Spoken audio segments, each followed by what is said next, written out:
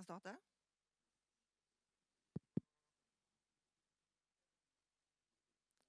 Hallo?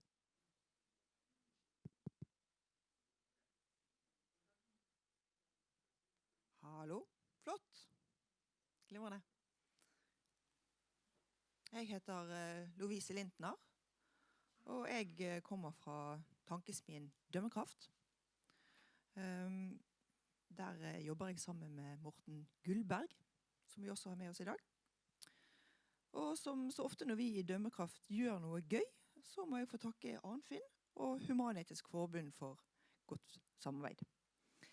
Det et samarbeid vi setter enormt stor pris på. Og så vil jeg fortelle om hvem vi og hvorfor vi her i dag. Grunnen til at Tankesmien Dømmekraft i det hele tatt ble opprettet, var at vi mener en åpen samfunnsdebatt og meningsmangfold betingelser for et levende demokrati. Likestilling, religionskritikk, ytringsfrihet og andre menneskerettigheter alle umistelige goder. Fri og kritisk tenking den underliggende forutsetningen for alt.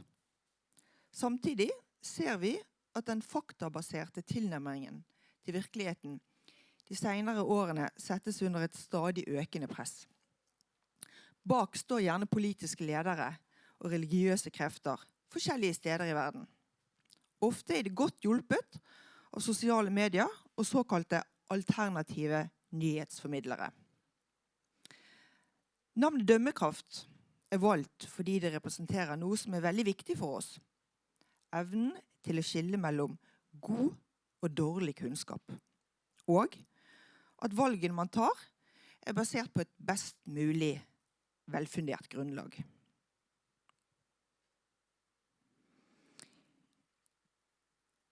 Vi veldig stolte av gjengen vi har fått med oss her i dag. Det som så gøy med Dømmekraft at vi hele tiden får snakke med spennende folk som har bedre greie på det de driver med enn oss. Det kan kanskje virkelig tilfeldig å samle folk som har greie på såpass forskjellige temaer som genmodifisering, religiøse bruddprosesser, hat mot transpersoner og religionskritikk. Vi i Dømmekraft mener likevel denne flotte gjengen her har noe felles. Det går en rød tråd her. Det denne røde tråden vi gjerne vil vise frem. Det ingen grunn til å se hen til konspirasjoner, myter og dogmatiske religiøse. Den faktiske verden fantastisk og mye og mer enn spennende nok i seg selv. Og med det så erklærer jeg konferansen Tenk, kritisk 2023 åpnet og gir ordet til Arnfinn.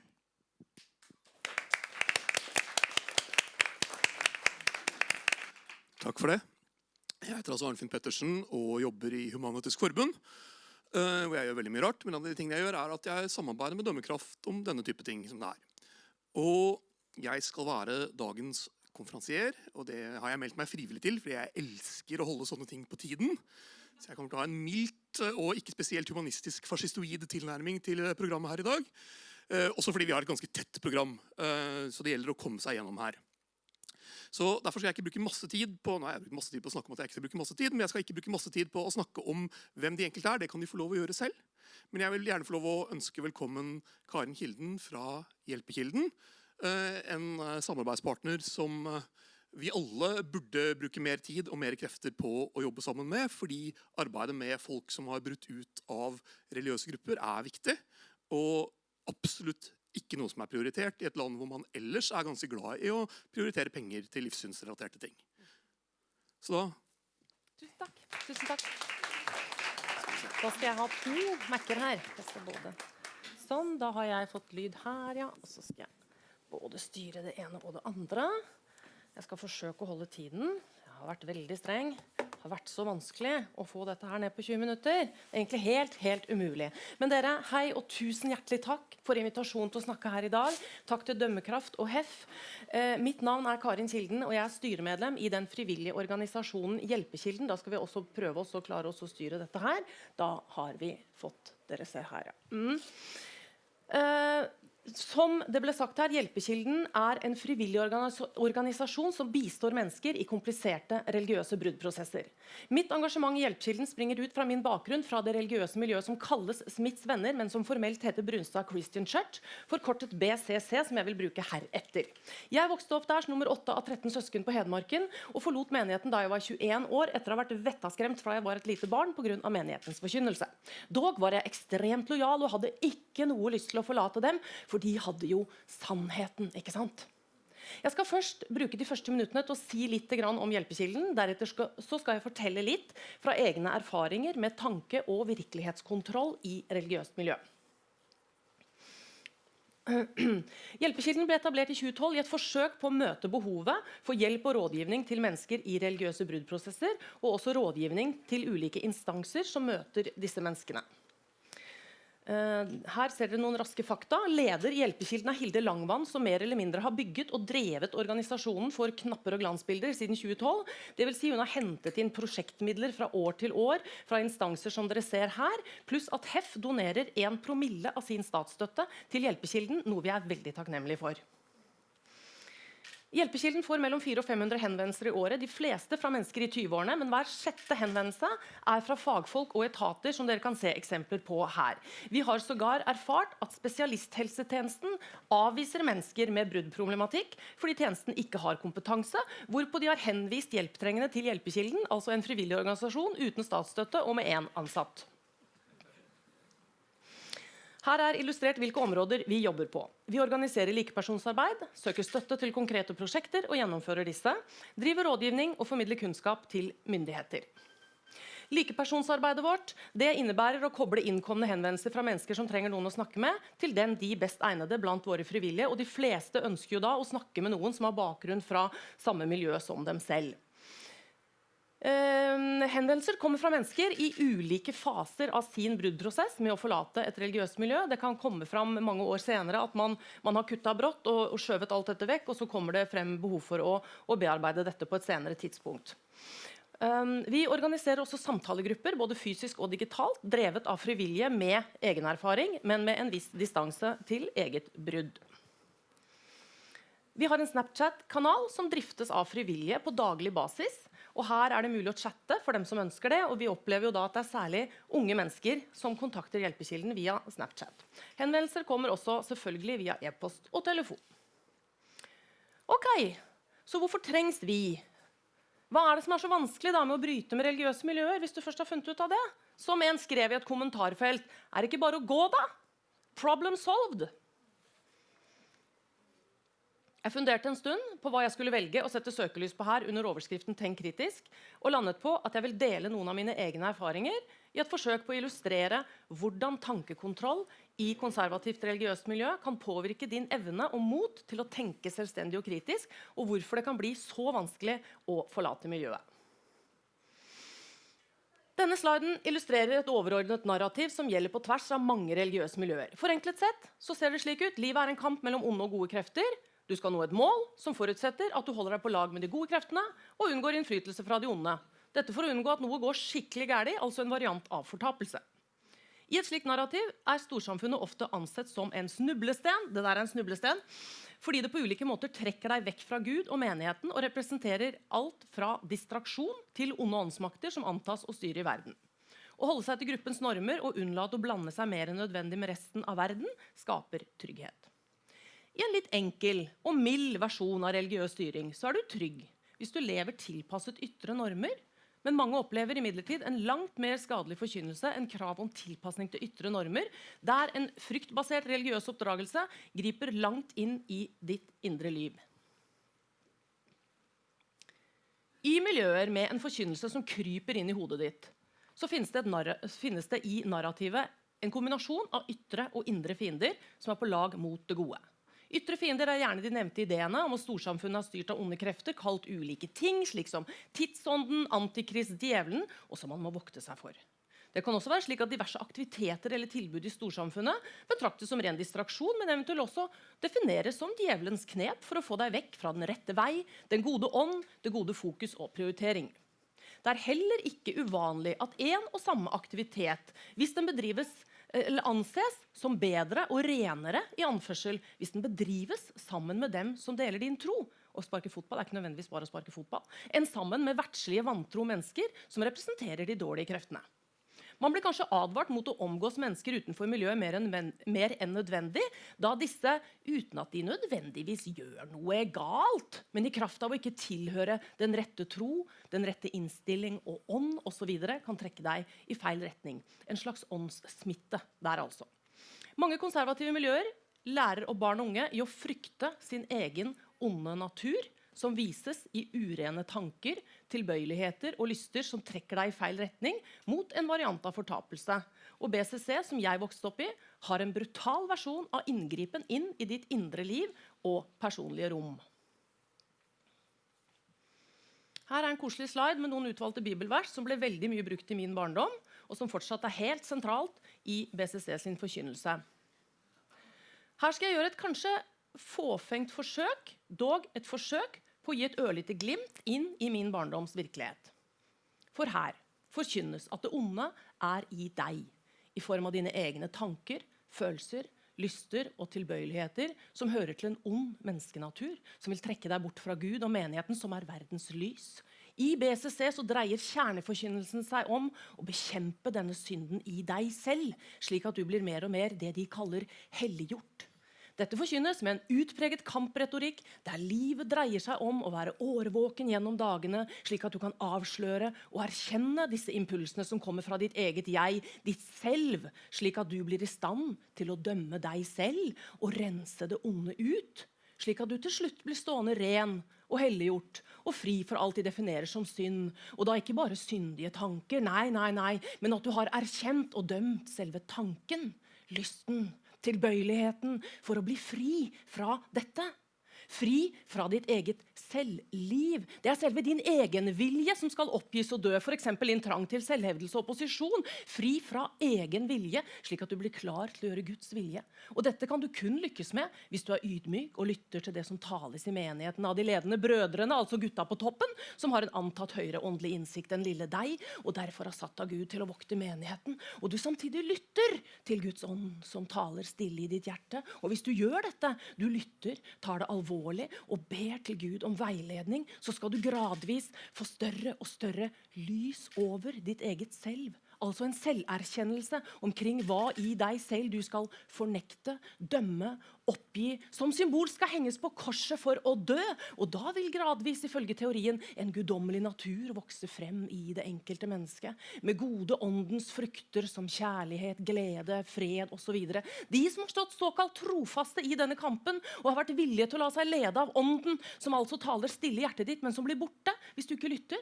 Og hvis du gjør ånden imot, vil du gradvis få et forherdet hjerte, og åndens tale vil bli svakere og svakere, og til slutt forsvinne. Og da du lost case. Oppsummert, du skal altså stå i en kontinuerlig krig mot deg selv, der dine egne tanker og følelser null verdt som navigasjonsinstrument. Tvert imot, de indre snublestener på vei mot målet. Det finnes ulike varianter av denne tenkningen i ulike miljøer, men på en eller annen måte så fremstilles det som at kun ved å følge oppskriften innenfor, så du trygg både her i livet, du har en plass i fellesskapet, og ikke minst du trygg når det store åndelige oppgjøret kommer i form av dommedag, døden eller opprykkelsen. Sistnevnte en spesialversjon i BCC som skremte vann av meg da jeg var barn. Hele forkynnelsen skremte vett av meg. Farene var overalt hele tiden, det onde var inni meg og rundt meg, og samtidig så ullent at det var umulig å få kontroll på. Noe som medførte at jeg omtrent grublet meg ihjel. Men nå skal jeg sjokkere dere litt. Det var så mye koselig! Fine folk som oppriktig ønsket å strekke seg etter det gode, etter sannheten og lyset, som ønsket å se på livet som noe mer enn en materialistisk affære. Det var tradisjoner rundt høytider, samlinger, måltider, bål, ski, strand, piknik, sanger. Riktig nok interne sanger med til dels et brutalt innhold om å kjempe mot synden, men vi sang stort sett alltid og overalt. Dette en av de tingene som forferdelig vanskelig å forklare for mennesker som ikke har erfaring fra religiøse miljøer. Hvis jeg forteller hvor redd jeg var, og hvor fælt jeg hadde det mye av tiden, så det lett ufattelig og veldig kompliserende at det også var så mye kos og hygge. Og at jeg opplevde fra mange der inne som ærlighet, ekthet og omtanke og en veldig sterk identitets- og fellesskapsfølelse. Det noe av det som gjorde det så forferdelig vanskelig å gå, at alt jeg forbandt med trygghet, kos og hygge var også knyttet til menigheten. Retorisk spørsmål nummer 1. Hva ville vi ellers kalt en relasjon som har denne miksen av kontroll, kos, hygge og trygghet? Der du lærer at det noe grunnleggende gærent med deg, men det vi, og det bare vi, som har løsningen på det. Vi ville ikke kalt det en sunn relasjon, vil vi? Det en også toksisk blanding, en destruktiv kjærlighet med sterke psykopatiske trekk. Retorisk spørsmål nummer 2. Hvor sterkt tror dere psykisk vold virker når det pakket inn i omsorg, ekte bekymring, fellesskap, hygge og tilhørighet? Og på toppen så tilbys du en følelse av moralsk overlegenhet. Hva gjør det med deg? Kan love at det ganske sterkt. Jeg opplevde et stort indre kaos. Jeg levde midt i en skvis der jeg var utslitt av å prøve å fikse eget indre, samtidig som jeg sterkt følte at det kun var i menigheten det gode fantes. Selvfølgelig følte jeg det. Verden der ute var utrygg og guffen og full av synd og mørke og full av mennesker det ville gå gærent med. Noe der ute var vel attraktivt, men den følelsen skulle man jo også vokte seg for det var jo mitt onde jeg som ble trukket og fristet til å leve annerledes enn det jeg visste var rett. I hvert fall det som en stor del av meg var sikker på at var rett. Og det var helt vanvittig skremmende å tenke tanken at jeg en dag kanskje ikke skulle være i menigheten. Når det totale trykket mot å oppfatte verden og deg selv på en bestemt måte for overveldende til at et barn har mulighet til å utvikle et trygt og selvstendig selv, hva skjer da? Jo, du må adoptere mors og fars og gruppens virkelighetsbilde, ellers så går du til grunne. Det en oppgave barn ikke kan tåle. Hvis du da før eller senere får problemer med denne virkelighetsoppfatningen, så vil du veldig gjerne skylde på deg selv, for ellers så går du til angrep på alt det som tross alt din trygge havn. Du radbrekker hvem du og foreldrene dine Det tross alt tryggere da å være den innenfor som det noe gærent med. Den som har misforstått noe fordi de får problemer. Det mye tryggere det enn å begynne å sage av den greina du sitter på. De fleste barn offrer glatt seg selv i det bildet der. Den ultimate manipulasjon må jo være når du systematisk utsatt for tanke- og informasjonskontroll, men det samme systemet som har utsatt deg for det, benekter at det slik det henger sammen. De sier med store troskyldige øyne, og kanskje tror de på det selv. Vi nekter da ingen å tenke selv. Det bare å tenke kritisk. Alt helt frivillig, men hvis ikke du har lyst til å være med på vårt prosjekt, så kan det jo kanskje bare gå. At psykologiske fagmiljøer vil kalle en slik forkynnelse for et VM i hersketeknikker og manipulasjon, blir også definert som del av det onde, på samme måte som denne konferansen ville blitt latterliggjort som denne verdens visdom. Dere, det veldig viktig å være etterrettelig. Å bombardere verden med udokumenterte påstander som jeg vaksinert mot. Det får disse andre holde på med. Vi må derfor innse at mange har det bra inne i disse miljøene. Det tok meg ca. 20 år etter bruddet å innse det. Jeg mente at de bare innbilte seg at de hadde det bra, og at de nektet å innse at de var manipulert. Jeg fastholder at de aller fleste ikke innser at de manipulert når de tror fullt og fast på et slikt verdensbilde, men jeg har måttet innse at mange klarer å leve godt med det. Dette et veldig spennende tema som jeg fryktelig gjerne skulle gått mye mer inn i hvis vi hadde hatt tid, men det måtte jeg slette. Retorisk spørsmål nummer 3. At så mange har det fint i et miljø som BCC har også lenge fått meg til å holde kjeft. Etter at jeg rundet 50 og har erfaring fra hjelpekilden, der vi hører fra en del av dem som ikke har det så bra inni der, og i tilsvarende miljøer, så har jeg endelig fått mota meg opp til å kjefte litt omkring temaet. Det vi også ser i hjelpekilden, og som en viktig grunn til at vi eksisterer, at de som skal hjelpe disse som går ut fra slike miljøer, de mangler kompetanse på området. Ok, drama. Så har du av en eller annen grunn funnet ut at du skal ut av dette. Du innser at du har vært inne i en boble, og akkurat som det mange måter å være inne i et slikt miljø på, det mange måter å gå ut på. Og du finner alle mulige versjoner av hvordan det går med folk når de vel ute, fra tragiske til ukompliserte. Min historie ekstrem, og jeg snakker på vegne av dem som får det vanskelig, og som de vi i hjelpekilden gjerne kommer i kontakt med. Gladhistoriene de som ikke har vært veldig plaget der inne. Av en eller annen grunn har de klart å ha et eller annet sånn filter, så ting har ikke gått så sterkt inn. Og som gradvis begynner å avsløre manipulasjonen og tar et relativt udramatisk valg om å melde seg ut. Hvis du i tillegg så heldig å ha en familie som tilhører den litt mer sånn liberale delen av miljøet, så kan det gå helt fint.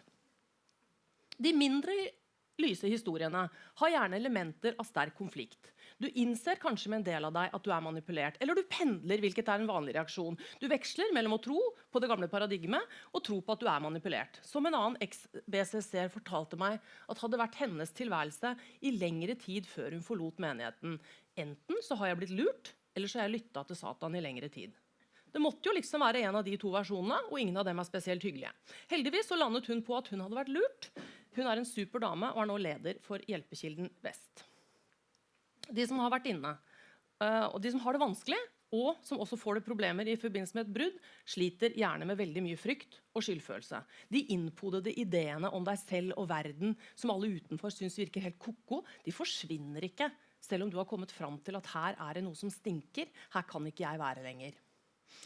Hjelpeapparatet trenger å forstå at en person oppdratt innenfor et slikt miljø kan ha tankefengsler og tanketunneler inni seg, som det forferdelig vanskelig å forstå og særdeles vanskelig å forklare. For meg føltes det i mange år som en helt umulig og uoverkommelig oppgave. Dessuten var jeg så skamfull overfor terapeut, fordi jeg tenkte at alt jeg hadde med meg fra menigheten, det høres jo så teit og dumt ut for alle utenfor. Og dessuten så trodde jeg jo ikke på det lenger, sånn rent intellektuelt, så jeg unngikk i stor grad å snakke om det. Det var dumt, for om denne psykiateren ikke hadde nok kunnskap til å hjelpe meg i utgangspunktet, så gjorde ikke det akkurat lettere. Ja, sitter du der da, alene. Hvem du uten menigheten? Hvem skal du være sammen med? Hvordan skal du navigere i egne tanker som du har lært at slett ikke til å stole på? Og ikke minst, hva sant? For i det paradigmet som sitter i hele kroppen, det helt grunnleggende at det finnes en objektiv sannhet, og bare ved å forstå og leve i tråd med denne, så du trygg. Selv har jeg strevd i fryktelig mange år. Ja, etter 30 år så strever jeg til dels fortsatt med det. At selv om det fryktelig lenge siden jeg aktivt trodde på menighetens sannheter, så det fortsatt en nisse inni meg som krever at jeg skal vite hva som sant og riktig å gjøre for at jeg skal kunne gjøre gode valg, for at ting skal gå bra i livet mitt. Særlig ved utfordringer, store og små dumper i veien og steiner i skoen, så kommer nissen opp, og så han dritalvorlig, og så sier han, nå må vi finne ut hva som riktig å gjøre her, Karin, ellers så går det skikkelig gærent. Nissen har ikke lenger noe veldig klart bilde av nøyaktig hva som skal gå så gærent, eller hva som skulle være fasiten, men han bærer med seg den store, gamle horrorfølelsen som jeg kjente veldig mye på gjennom barndommen. Siste slide. Det hadde vært fint om vi hadde hatt en slik bro dere, over til et nytt liv, og til det å delta aktivt i verden utenfor menigheten. I Hjelpekilden ser vi at det ofte trengs litt hjelp til å bygge denne broen, og det vårt ønske å kunne hjelpe til med det. Det et udekket behov for kompetanse i hjelpeapparatet, både om hvordan det ser ut ute på den øya der, og hvordan denne broen kan bygges. En av grunnene til at det slik, tror jeg at i et sekulært samfunn, og som jeg pleier å si, takk Gud for vårt sekulære samfunn, så at tillatelsen til å tenke selv så selvsagt at mange ikke i stand til å se for seg at man ikke skulle våge å tenke fritt. At dette vanskelig å gripe for menig mann og kvinne så sin sak, men langt mer alvorlig at de fleste terapeuter oppdratt i en åpen, frittenkende akademisk kultur har så store problemer med å forstå at etnisk norske mennesker som gikk på samme skole som deg, så preget av sin religiøse oppdragelse og tankekontroll at det ikke finnes noen deler av livet der troen og tankene om hva som rett og galt, ondt og godt ikke kryper inn. At man faktisk i verste fall lever i et mentalt parallellsamfunn. Og det dette jeg i 30 år har opplevd som nesten umulig å forklare. Å få mennesker uten erfaring med religiøs oppdragelse til å forstå styrken i det, og at du bærer med deg en tankerigg som veldig fremmed, og som kan inneholde veldig mye frykt, skyld og skam, og sterke motsetningsfylte følelser overfor det du har forlatt. Det blir gjerne at man sitter med de tankene der alene, for du forventer ikke at noen klarer å koble seg på din indre verden. Jeg pleier å si at det var vanskelig å skremme noe å forlate menighetene, men det langt vanskeligere, og for meg faktisk et livslangt prosjekt, å få menigheten til å forlate hodet og kroppen. Det derfor Hjelpekilden behøves, fordi vi består av mennesker som har kjent styrken i det, og kan fortelle hverandre at vi ikke helt gærne, selv om vi til tider kan føle oss nok så forvirret, slitne og ensomme med disse erfaringene. I en verden der religiøse dogmer og føringer i stor grad drivere i konflikter og samfunnsproblemer, hadde vi trengt bøtter av rasjonalitet, fornuftsbasert dialog, innestemmer og menneskeverd som medisin. Mitt bittelille bidrag her var dette forsøket på å øke forståelsen for styrken i religiøs oppdragelse på barnesinn. Det var det jeg rakk. Nå skal neste taler få komme til. Tusen takk for oppmerksomheten. Tusen takk.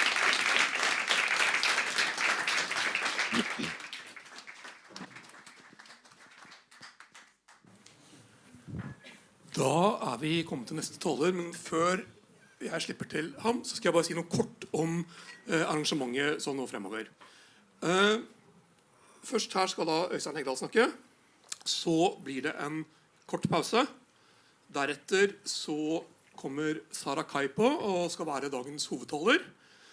Så blir det en kort pause igjen, og så til slutt så skal min kollega Didrik Søderlind snakke. Og til dere der ute som følger dette på streamen, så kommer den til å slutte av etter at Sara Kai ferdig. Men da skal jeg få lov å introdusere Øystein Hegdal, agronom og journalist, som skal snakke om genmodifisert mat. Takk for det.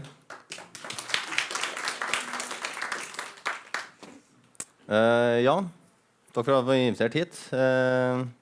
Morten har jo gitt meg en sånn ganske tabloid problemstilling, som da er genmodifisering.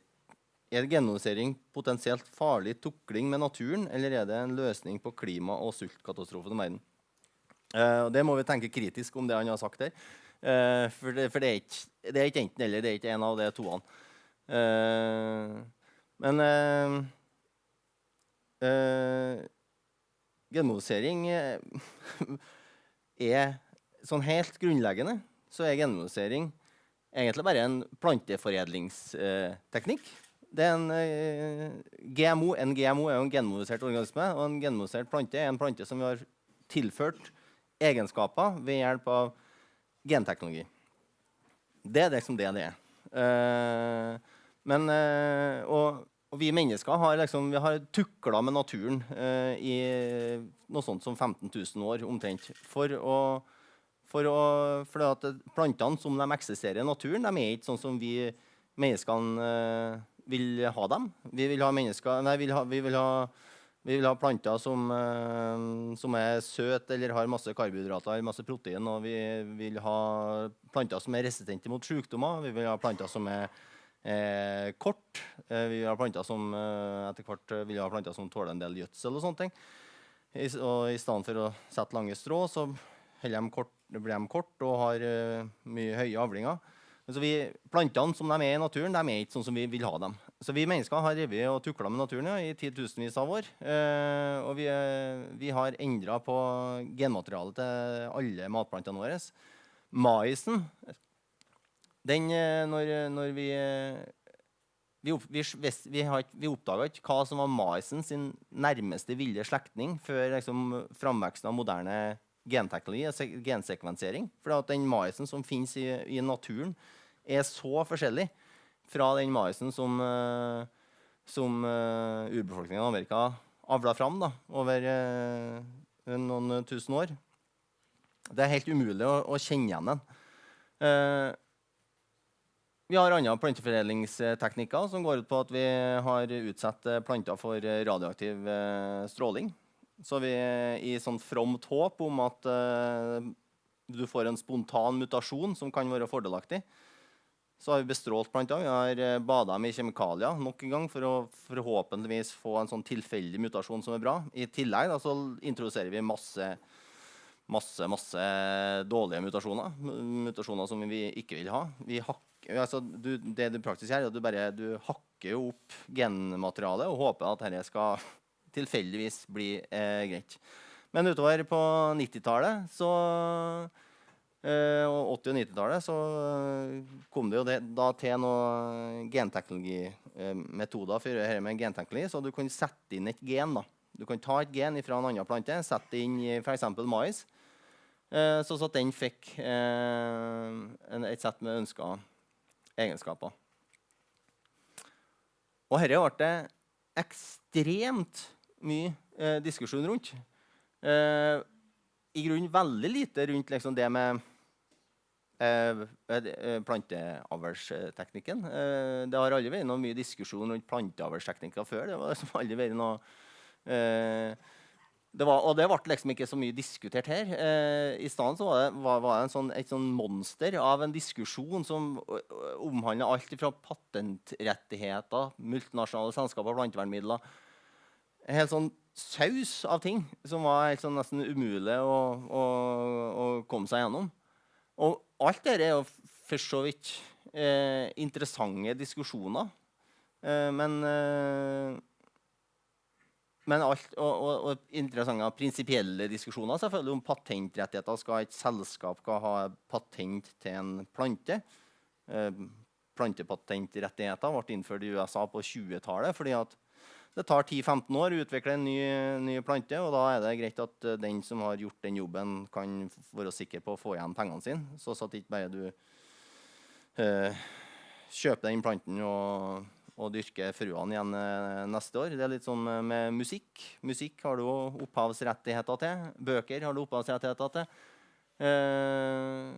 Det en interessant diskusjon, men det ikke noe som enestående for genmodifiserte planter. Vanlige planter framavlet med andre teknologier også patentert. Så her ble det en helt sånn salig saus av diskusjoner. Så, men hvor kom det enorme motstanden mot GMO imot? Det må jeg si jeg har lurt på ganske mange ganger. Første gangen jeg skrev om GMO i det fagbladet som jeg skriver for Norsk Landbruk, så var det jo jeg skrev en sånn ytring som vi kaller det, som en sånn slags form for leder da, der for jeg intervjuet en sånn planteforedlingsfyr da, som var veldig positiv til GMO. Så tenkte jeg, her jo bra greier, vi må jo se på det, ta i bruk. Vi har jo spesielt sånn tørråte har vi enorme problemer med i Norge, med potetproduksjon.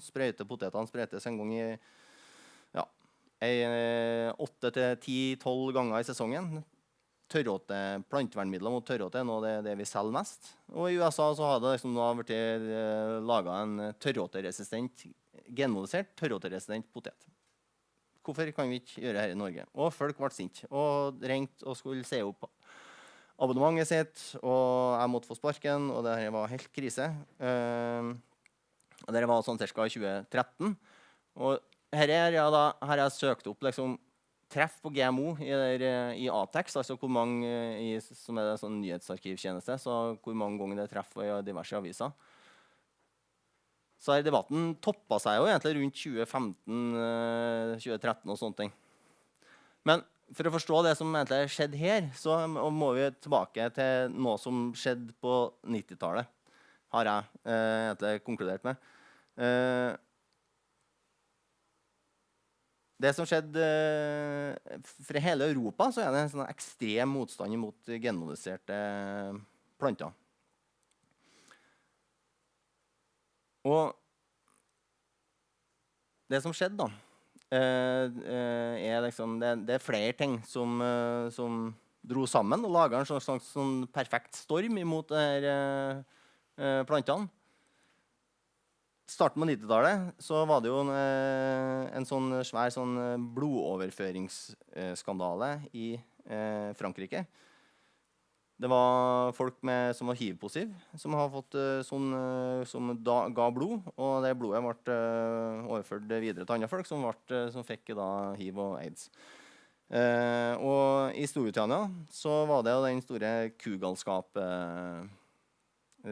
kugalskapen, der at kyr har vært smittet med kugalskap gjennom fôret. Og de mente at folk som åt kjøtt fra kyr som har smittet med kugalskap, de kunne utvikle Creutzfeldt-Jakobs syndrom. Det var så mye som 900 000 storfe i Storbritannia som ble brent på sånne kjempesvære bål. Det røykla liksom landsbygda i Storbritannia. Felles for begge her to sakene her, som ble nesten sånne nasjonale traumer i begge landene her og i Europa, var det at det var tidlige varslere som har sagt ifra, som ikke ble hørt på, og etablissementet var veldig, veldig treg med å liksom reagere på det. Så det var en enorm mistro mot systemet, mot eksperter, og det var veldig lett å høre på kritiske stemmer. I tillegg så har vi jo da Sovjetunionens fall rundt i samme perioden, murens fall. deler av den europeiske venstresiden lå litt og vaka uten mål og mening, og visste ikke helt hva de skulle gjøre lenger. Så omtrent samtidig da, som det første, liksom, båtene med genmodifisert amerikansk mais ble losset, så ble det også det første eksemplarene av Naomi Klein sitt antiglobaliseringsmanifest No Logo lagt ut for salg i Europa. Så, og der antiglobalisering bølgen som feid over Europa og delvis USA, og med organisasjonen Attack og sånne ting, som ja, blåst liv i en del av venstresiden igjen. Da. De var jo heller ikke akkurat sånn kjempegira på sånn mais, eid av et sånn amerikansk selskap med et skummelt navn. Så det siste europeiske forbrukere egentlig ville ha, da, det var jo en sånn høyteknologisk amerikansk patentert mais-variant. Det var det ingen som etterspurte. Men i tillegg så har vi enda en faktor her. Og det er jo at europeiske bønder ekstremt proteksjonistisk. Norske bønder kanskje enda mer proteksjonistisk, men franske og tyske bønder ikke noe glad i konkurranse fra USA. Så Europas bønder, de var jo med å bare bensin til dette bålet, fordi at det passet jo et narrativ om den historien om det fæle, skumle landbruket i spesielt USA og i Amerika. Da. Det var ingen liksom, variant av det her maisen og sojaen som var spesielt liksom, aktuell versken for europeiske bønder, og spesielt ikke for norske bønder. Da. Så det kostet dem veldig lite å enten bare ignorere det, eller være med og faktisk protestere mot det. Og jeg har inntrykk av at mange tenkte bare sånn dette en ekstra mental tollmur imot utlandet. Så i Norge, vi nordmenn jo egentlig ganske gode til vi profesjonaliserer jo det meste. Her har vi noen uttalelser fra en professor oppe i Tromsø. Og han sammenligner jo da faktisk genmodifisert mat med kugalskap, helt direkte. Og i tillegg så regulert privatisert genindustri som har potensial til å ødelegge menneskets framtid. Det da et kurs de arrangerte i 2008. Her gjengen her da, de fikk jo da de fikk jo da, ble da tildelt Nasjonalt senter for biosikkerhet av Kristin Halvorsen i 2006. Og de har vel, på det meste har de borti over 30 millioner kroner i statlige overføringer hvert år til å bemanne opp ganske mye folk, til å drive og forske da, på liksom, genmat. De så jo liksom på seg selv som det eneste liksom, uavhengige forskningsinstituttet på det feltet. De var kanskje litt vel uavhengig. Det de holdt med var egentlig at de har noen dårlig utførte forsøk med noen vannlopper og greier som ga litt sånn usikre resultat, og så fikk de publisert dette med liksom sånn studiene var ikke spesielt gode, også, men de konkluderte heller ikke så veldig hardt, og det ble jo delvis det var 7-8 studier tror jeg som ble publisert, men så når de har fått dette publisert, så var jo fri fart da, når de skulle skrive kronikker og sånne ting. Så de var jo mer eller mindre meningen at de skulle finne liksom, at det var noe gærlig med dette. Det måtte være noe gærlig med maisen. Det jobbet de hardt for å få til. Det fant de dessverre heldigvis da. Ikke. Så jeg gikk jo på Ås her perioden her, sånn var ferdig i 2007. Så omtrent samtidig da, som vi utdannet sånn flere titals folk innen bioteknologi og genteknologi som kunne jobbe med genteknologi, så var det eneste som fikk jobb innen det fagfeltet her i Norge var jo folk som var nærmest rabiate sånn anti-GMO-aktivister.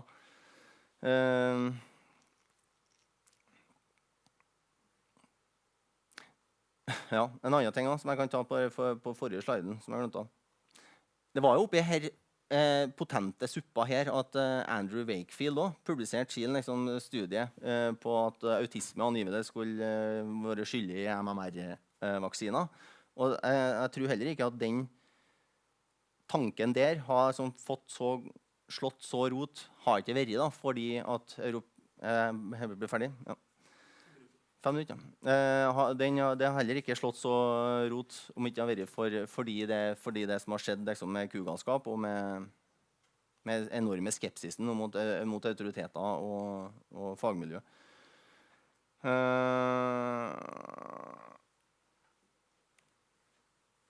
Ja, så grunnen da, som jeg ser det, til at GMO ble et sånn ekstremt konflikttema og var jo delvis for at folk ikke evnet å tenke kritisk. Fordi at GMO passet så fint inn i en sånn eksisterende historie som folk trodde på, da. Med det at en slags sånn antimoderne ideer og tilbake til naturen og i det hele tatt. Det var ingen som var interessert i å moderere debatten. De som jobbet med dette i Norge og delvis i Europa, som var jo anti-GMO-aktivister. Det fantes jo nesten ingen som jobbet med dette på et kommersielt basis. Og jeg tror det også ga liksom, en del folk på venstresiden en sånn veldig tydelig ting å kjempe mot. Da. Det er så vanskelig å være mot kapitalisme, men det er liksom enklere å kjempe mot et selskap som Monsanto, da, for eksempel. Ja. Det var det sånn omtrent jeg har.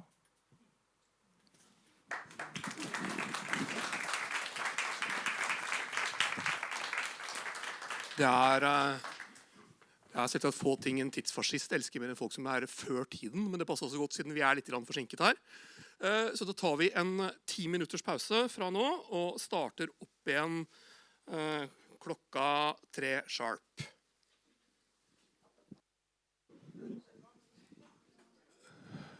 Then we should be ready to rock. It is my great honor and pleasure to welcome Sarah Kay to the stage. We agree that she'll do the rest of the introduction herself, but give her a big applause on the way up.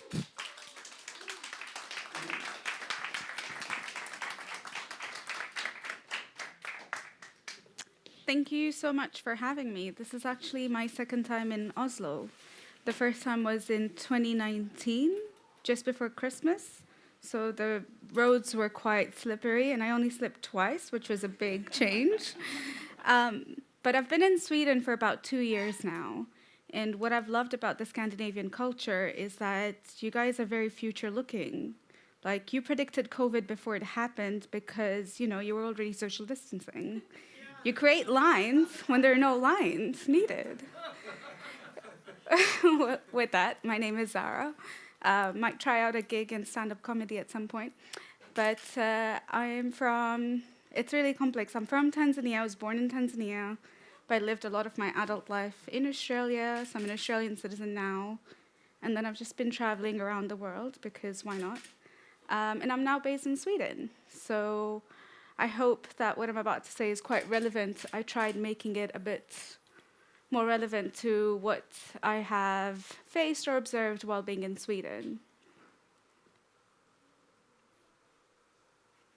So, and I have been trying to make the case, I think, I have anyway, just to start with, liberals need to stand up for liberal principles. This is what I said on last week's show. Obviously, I got a lot of hate for it, but all I'm saying is that liberal principles like freedom of speech, freedom to practice any religion you want without fear of violence, freedom to leave a religion, equality for women, equality for minorities, including homosexuals. These are liberal principles that liberals applaud for, but then when you say in the Muslim world this is what's lacking, then they get upset. Yeah. Well, liberals have really failed on the topic of theocracy. They'll criticize white theocracy. They'll criticize Christians.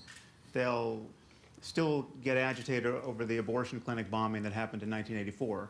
But when you want to talk about the treatment of women and homosexuals and free thinkers and public intellectuals in the Muslim world, I would argue that liberals have failed us. And The crucial point of confusion, thank you. Thank God you're here. Yeah. Well, I mean, the crucial point of confusion is that we have been sold this meme of Islamophobia, where every criticism of the doctrine of Islam gets conflated with bigotry toward Muslims as people. Right. And that is it's intellectually ridiculous. Even it gets. So hold on, conflated are with you racism. the person who understands the officially codified doctrine of Islam? You're the interpreter of that, so you can say, well, this is. I'm actually well educated on this topic. I'm asking you. So you're saying if I criticize you're saying that Islamophobia is not a real thing.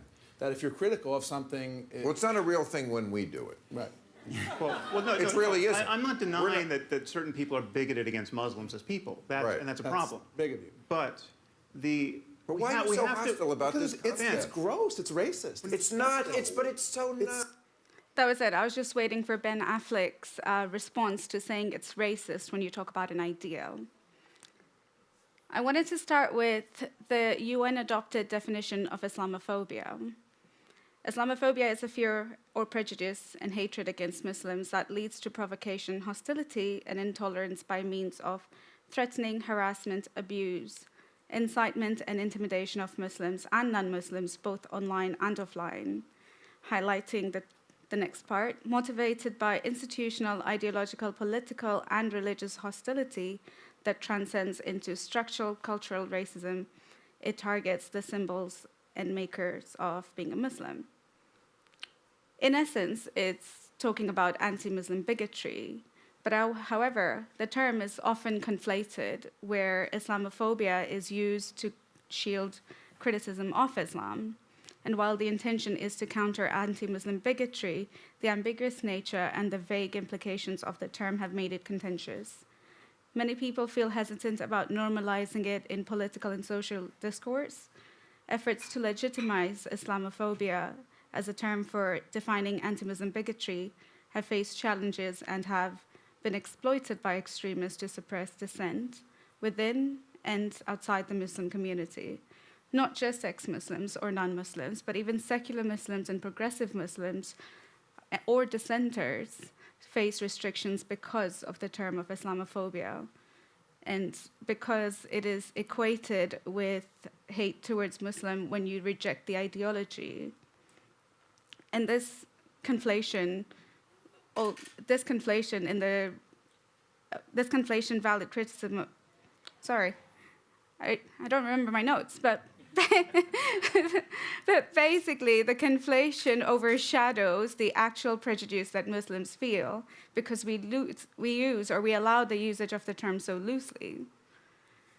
An example is how European media uses the word Islamophobia. In 2017, Council of Ex-Muslim Britain were at Pride Parade. And as people from Muslim backgrounds, we had T-shirts or we had place cards talking about the consequences that people from Muslim background who are gay face. And one of them was Allah is gay. You know, it's blasphemous, but it was also to highlight that a lot of us face persecution if we talk about LGBT rights. And what the Muslim leaders did in the UK was they started filing a complaint and suing or trying to sue a CMB for Islamophobia. It was rejected, which was great, but also with Swedish Quran burnings where, you know, I think the foreign Prime Minister Tobias Billström who said that Quran burning was Islamophobic. And, you know, Erdogan, when Samuel Paty happened, also said it was Islamophobic, that, you know, that was a driver for killing the teacher. But I think the biggest topic with Sweden and the Quran burning, I went on a podcast with Fartal, which is a more research-based publishing house or newspaper. And I did a podcast with a religious leader and some other people. They spoke Swedish. I said it in English. We recorded at different times, and I talked about how blasphemy, like banning book burning or religious book burning, is a start for blasphemy laws in the country. And it was completely negated by the Western person there, because they didn't think that people were concerned about blasphemy, quite naively so. because I personally feel that if you haven't had to fight for your freedom, you take it for granted. And for some of us who've left countries, and I come from a secular country in Tanzania, and even I was arrested for blasphemy, despite the laws not being there, but the sentiments were there. And I think it's quite naive that we don't talk about this, and quite unfair on younger Muslims who grow up in environments without their cultural or religious harmful practices being questioned. On why it is problematic, besides the obvious, is that a lot of us ex-Muslims have been silent. Without sufficient scrutiny, the term negatively impacts freedom of expression and academic freedom, which Islamic radicals count on because it helps them propagate political Islam, and they expect liberals who are sympathetic to Muslims and who continue to shield the valid criticism of Islam by using the term Islamophobia to support those ideas. And in the West, where Muslims are a minority and denominations of the left often silence dissenting voices within minority groups like ex-Muslims, even more so attempt to educate us on what Islam really is. I like that there was somebody who, I'm not sure what the conversation was, it was maybe a hijab, and a woman went like, Muslims aren't forced to wear a hijab, it's not an obligation, it's a choice. You know, completely disregarding that was my life. It's the work I do with my charity, working with women who have left hijab. And I think it then moved the conversation to, oh, but it's just a politician. You know, Islam doesn't force it. People wear it by choice. Apparently, most Muslim women who wear the hijab have worn it by choice. So it's that really white savior complex where they come in and they're like, no, let us tell you what your religion and what your culture is about, not your lived experience. But I think it was also an attempt to avoid offending Muslim sentiments, where this culture of offense has become a commonplace where accusations of Islamophobia are wielded as tools to silence critiques or all facets of Islam, including its political dimensions. And this toxic culture associated with Islamism strategically silences voices critical of those who exploit religious sentiments for a dubious agenda. Under the guise of human rights, Islamophobia thinly conceals endorsement of a religious supremacist mentality, hindering any open discussions about the misuse of religious belief.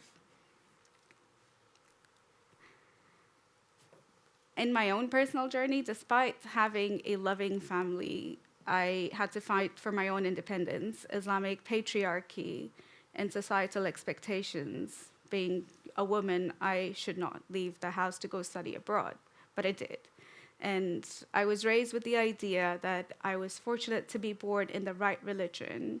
And despite all of that, I had to confront the values of Islam, which were in opposition of my own human rights. But that only started, my journey started probably at the age of 14, but when I left home at the age of 16, being introduced in a university setting to people from different backgrounds. I'd never met somebody who was gay. I had never sat in close proximity with a Jew. I had never sat in close proximity and actually have discussions with people from different faiths. But it was that liberal values that allowed me to study abroad, to get the education, to embrace liberal values. That meant, by definition, as a woman, embracing liberal values meant even when I left religion, I wasn't enticed by the right wing, whether it's Islamic or the Western right wing. And what was disappointing was the left. As a left-leaning person, I have been silenced multiple times by the left and feeling quite abandoned. Or rather, to be quite frank, denominations of the left. I think many of us humanists are left-leaning, but we have groups within the humanists that do within the left that attempt to silence us.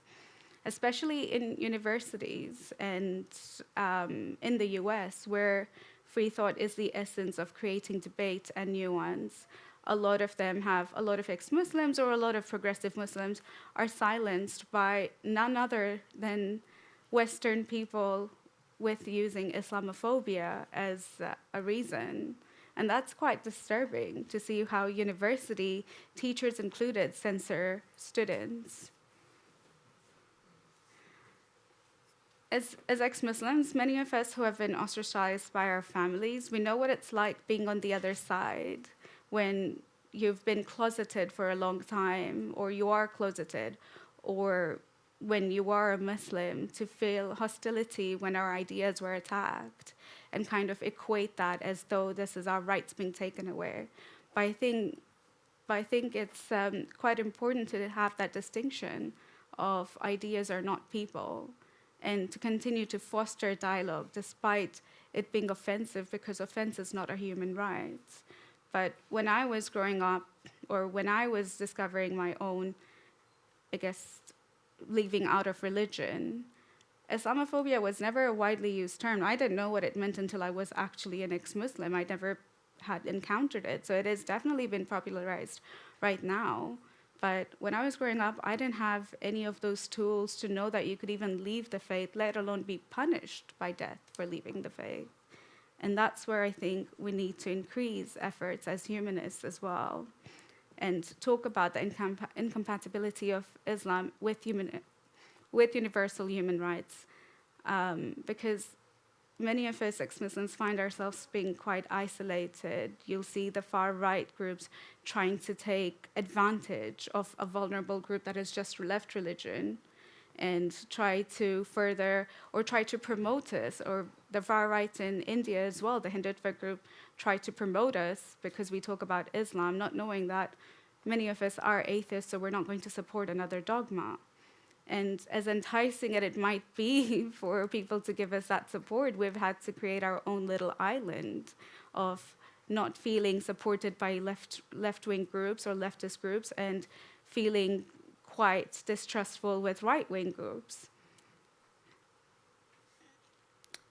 But one of the examples of this double standards is Western feminism.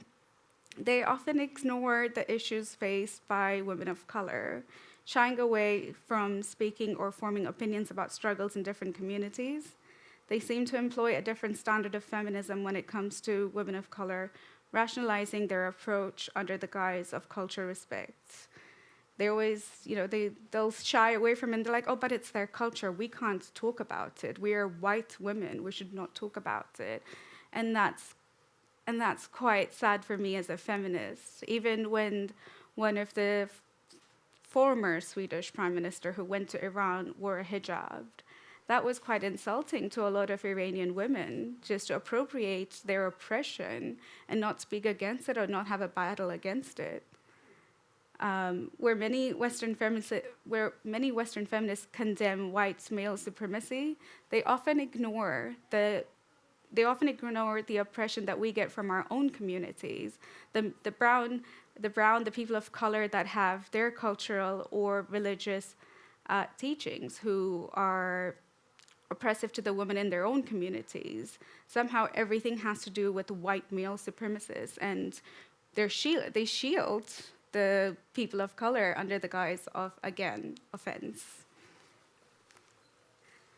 And I think a lot of this is particularly evident with immigrant communities, especially when we talk about intersectional feminism, which is supposed to know the layering and the intersects of racism, sexism, and culture as well.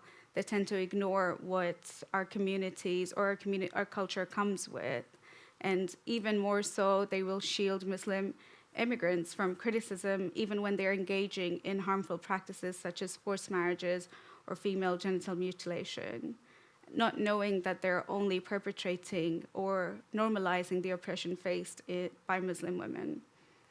Integration in Sweden and probably a lot of the Nordic countries are quite important. We talk about this topic a lot, but it's never talks about by leftist groups with an understanding that we come with different culture and we require, by we I talk about myself, we require a bit more support to understand the bad practices. It's a lot of unlearning, but even talking about it is considered as, I want to say blasphemous, because blasphemy can range, but not the religion kind. But I think talking about the differences in culture is also seen to be as a bad thing. And like all Scandinavians, we do not like conflict, so we don't talk about it, we avoid it. And what we do inadvertently is we're being unjust to the young girls born into families and communities whose parents go without enough criticism about practices that are regressive. A good example in the West is World Hijab Day, reflecting on the direction that Western feminism has taken, standing in solidarity with Muslim women instead of challenging purity culture, moral policing, and forced modesty. Under intersectional feminists end up, whether inadvertently or otherwise, normalizing their oppression. The bottom line is that women's abuse should transcend cultural nuance, whether it's addressing female genital mutilation or coercion associated with hijab or forced marriages. It's not enough of a reason to say it's your culture. If you're standing for women's rights, it should be for all women's rights.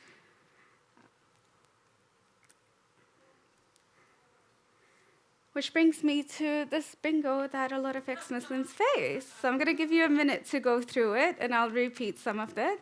Every time we talk about the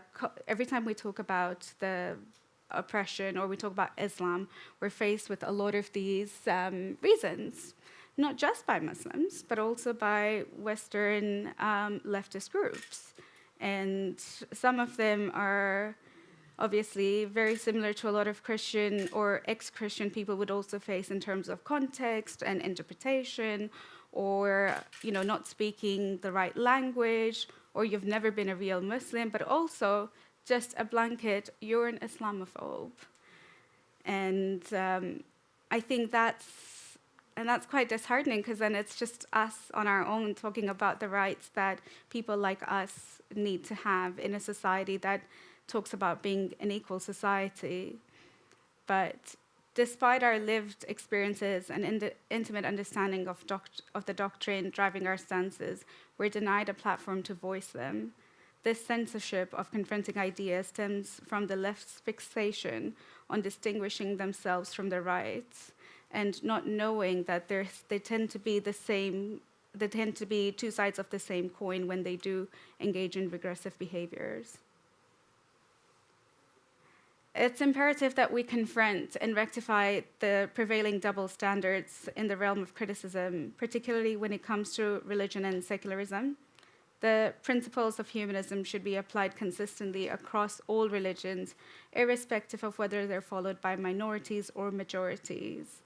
The integrity of our commitment to universal values demand that we remain steadfast in holding all belief systems accountable for their actions and doctrines, embracing a consistent approach to criticism, ensuring that no particular faith is exempt from society, fostering a fair and balanced discourse that transcends and influences of numerical demographics. I think I would like to spend the last 10 minutes talking about something. How long do I have? You have 20. Okay, perfect. Great. More time. But I would like to spend talking about something a question that I asked that is quite relevant to what we just discussed, to ex-Muslims in Muslim-majority countries as part of our charity, and we'll get into that. And the question was, as an ex-Muslim in a Muslim-majority country, what would you like to share? We understand that it comes with a lot of consequences. And the one response that I wanted to highlight that kind of puts things into place is, life in a Muslim-majority country as an ex-Muslim is dangerous and stressful, especially if you're surrounded by very religious Muslims at all times, like your own family, because you have to be closeted for your own safety, the same way queer people had to be closeted in the past when it was far less accepted, and even in all parts of the West. And it would be nice for more people aware, especially non-Muslim Westerners, to be aware and openly condemn the blatant discrimination. Many of us, through the many centuries of Islam existing, have died and are still being killed to this day for just not being religious anymore. And I think this is quite telling, that many of us are at a privilege of growing up in a religion and leaving a religion that doesn't ask for the death penalty constitutionally, but also as somebody who lives in Sweden, I've had to get a protected identity because I genuinely do not feel safe about my address being online, let alone places I visit. I'm restricted in a lot of the places in the West. And I think it is up to us to continue what probably our ancestors did when Christianity was booming and intolerant of dissenters. With that, I'd like to talk about our mental health program. How many of you have heard about Faithless Hijabi? Great, more of you that I need to talk about. I probably should have mentioned this in my introduction, but I run a charity called Faithless Hijabi. It is Australian-based, and what we do with Faithless Hijabi is we've started since 2020, since COVID popularized online therapy, we started a mental health program, providing ex-Muslims free therapy sessions, especially those who can't afford it, in English, Arabic, and since the Iran Revolution, Farsi as well, for political prisoners who have left Iran, making therapy safe and accessible. And some of our stats is we've, so far with very minimal funding and only crowdfunding, helped about 115 ex-Muslims between the ages of 18 and 25 at most, with 26 to 32 being the second leader. Most of them were women, so about, over 70% were women, and some of them were men. And 55 of them identified as LGBTQ. Most of the people that we helped are from the Middle East and North Africa region, but also with an increasing majority in Europe, where many of them are from British nationalities, but immigrant families. And we've partnered with 14 therapists and clinics. One of the great things that we started doing with this program was to make sure that we interviewed our therapists, and we'd walk them through all the different struggles that they might not have encountered as people who are not born in the Middle East, which was at any point, if you're talking to an activist or if you're supporting an activist or somebody who is a public figure, you might not hear from them at some point because sometimes their lives are actually at risk when they're in the Middle East. But another thing was also that a lot of people don't have safe spaces to talk, not even in their rooms, not in their houses. They might not be able to have a video call, so it'll have to be done through phone. But also, the bigger part was many of these individuals who seek support from us, they can't ever go to therapy in person in their countries because they don't feel safe to tell their therapist. They could be literally arrested or killed for that matter, and most of them lived a closeted life. How you can support us? QR code, please donate, look at our stats, and ask me any questions about the program. But I also wanted to leave a bit more time for any questions that you might have. I understand that I'm not from Norway, so this might be one of your only in-person opportunity to ask me questions.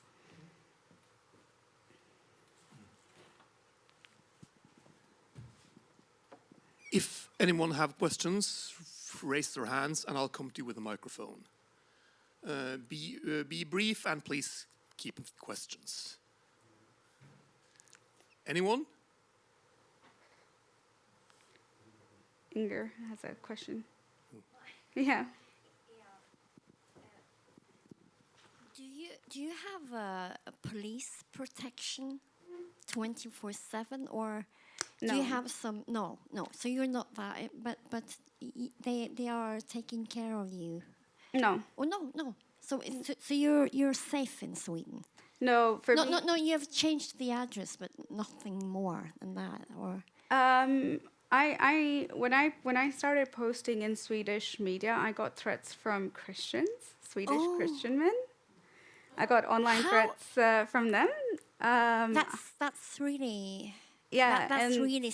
I'm shocked, really. Yeah, and I was lucky that I had a protected identity before, but it was rejected 3 times when I initially applied until I had to get lawyers involved. But what kind of Christian churches or congregations was that? I have no idea. I just got, like, it wasn't Christian churches. It was some couple of Christian men, individuals, that started sending me messages. Okay. And on Facebook as well. So I guess I was a bit lucky that I already had a protected identity since. Okay, thank you so much. We support you anyway. Okay. Anyone else? Here. First, I want to say you're very inspiring. Thank you. And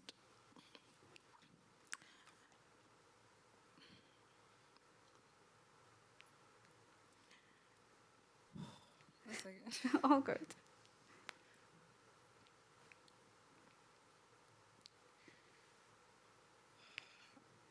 I do relate to everything that you say. I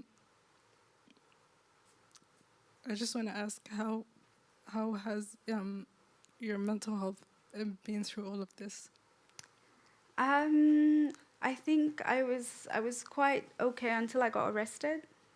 And even then, like the day I left prison, like 3 days or 3 days later, I went back to work at 7 a.m. Like I was online on my laptop at 7 a.m. and I hadn't quite processed what had happened to me in my home country, where, you know, it's not a religious country.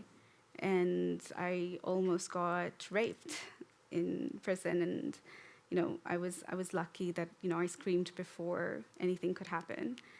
And it's been quite hard unlearning a lot of it, but I was quite fortunate to have a family who did not ostracize me.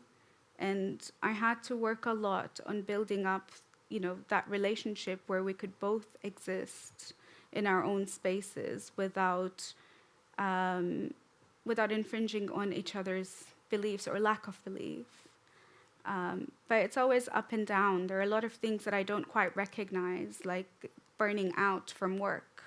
I work in the tech field, and the first time I burnt out was last year and again this year, and I didn't realize how much of that came from being a good girl coming from a religious family, like the notion of wanting to do everything, wanting to be perfect, wanting to be right, because in my head I was overcompensating to still impress my family with my accomplishments in academia by, you know, being I'm the golden child and the black sheep.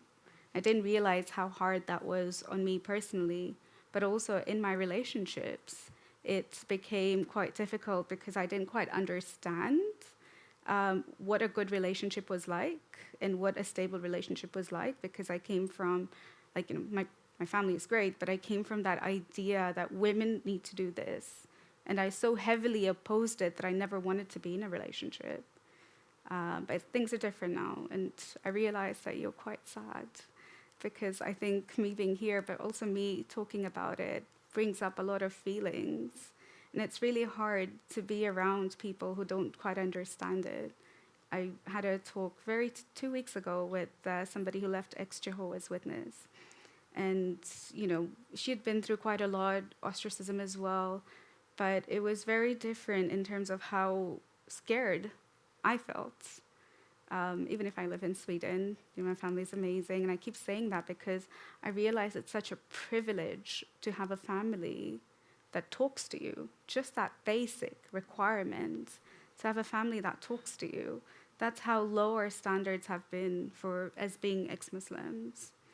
And, you know, in a parallel world, I wish I had been born in a different religion or no religion. I quite envy people who were born in Europe, because I think you had access to so much more opportunities than I did in East Africa.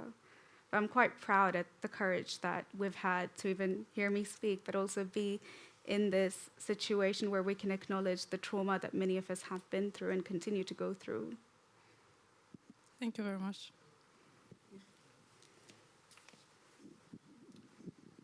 Anyone else?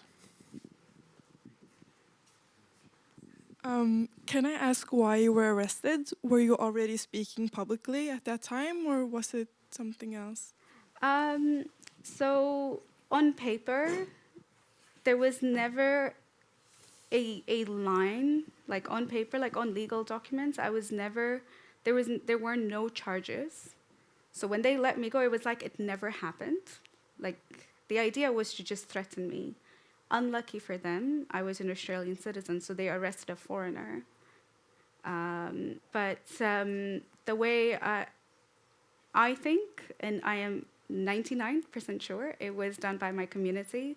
I come from a very wealthy community, like Indians moved, in the early 1700s and whatnot.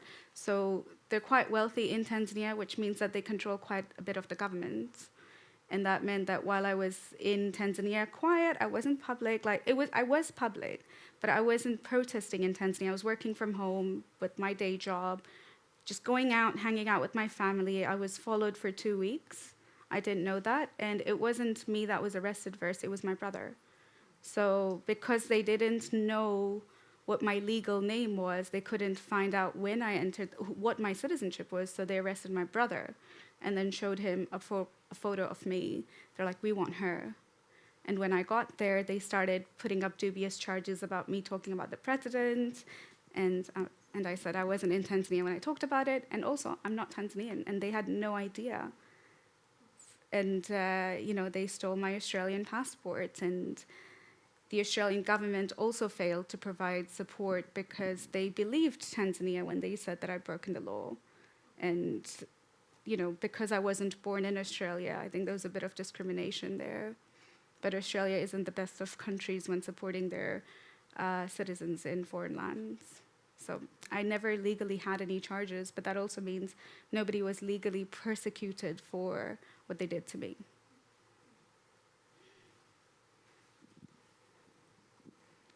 Anyone else? We have 5 minutes. If no one else has a question, I do.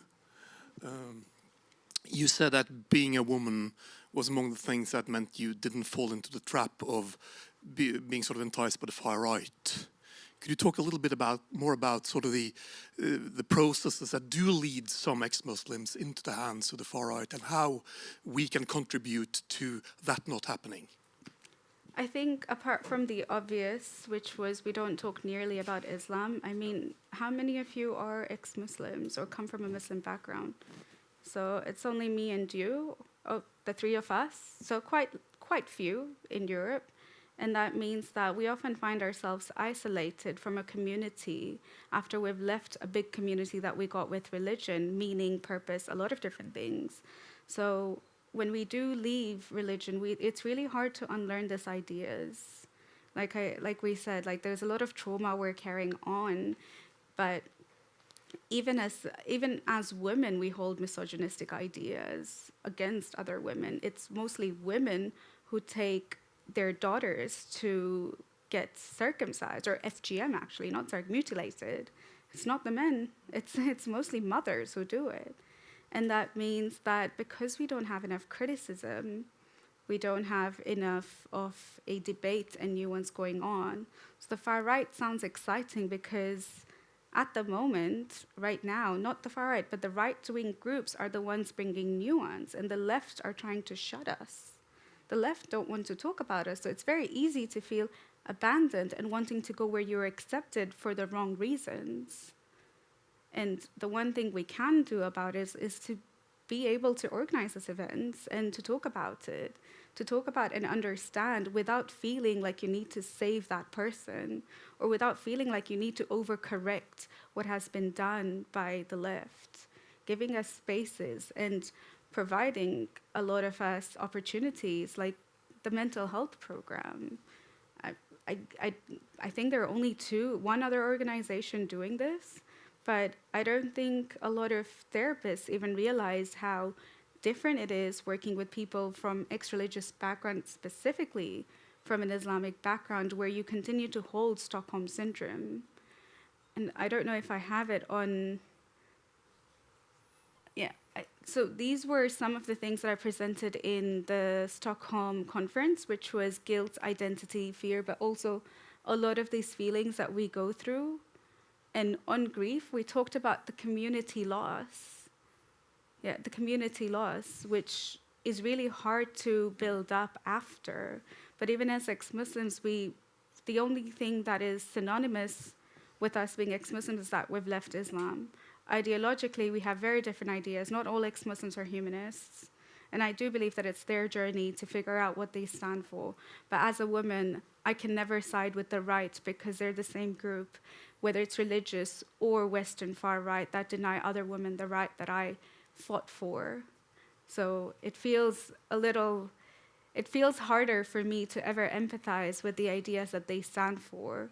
But at the same time, it's been quite hard to define myself politically left in this landscape because I feel very abandoned by the left as well.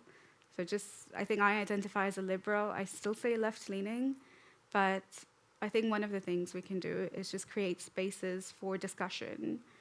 And I've always been curious. I talk to a lot of people who are on the right wing to absorb the information, just so I can understand what I don't agree with.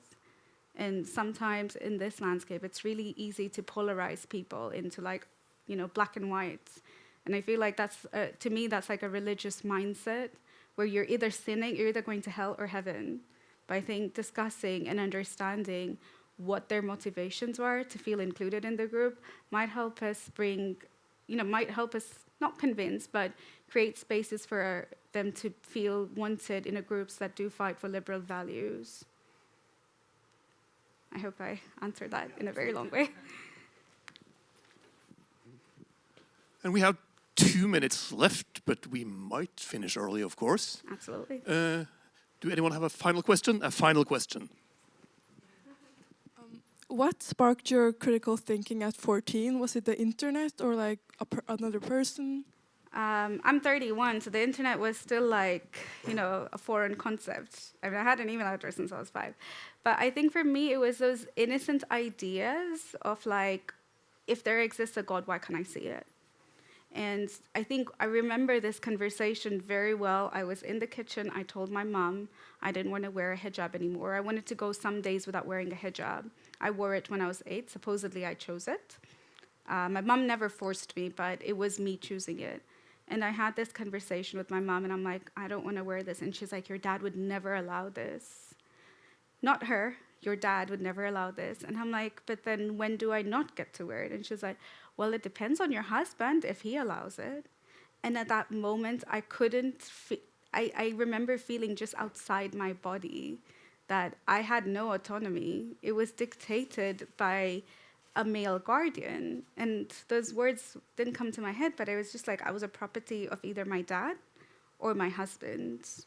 And that was quite shocking, but it was until I was 23 that I actually had the courage to question even more. So there was all this in the back of the mind. I created a version of Islam that suited me. And I was like, okay, well, I'm for LGBT rights as a Muslim. I'm a feminist.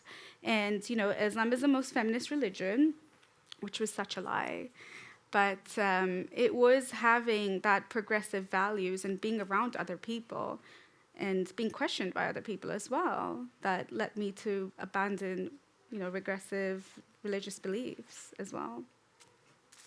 But thank you so much for having me.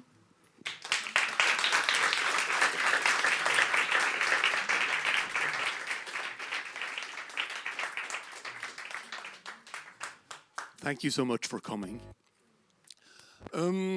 We now have a short break. Well, I can do this in Norwegian, actually. Vi tar nå en kort pause igjen. Vi sier nå farvel til de som har fulgt oss på streamen, og så kommer vi tilbake her om ca. 8 til 10 minutter for den siste sesjonen.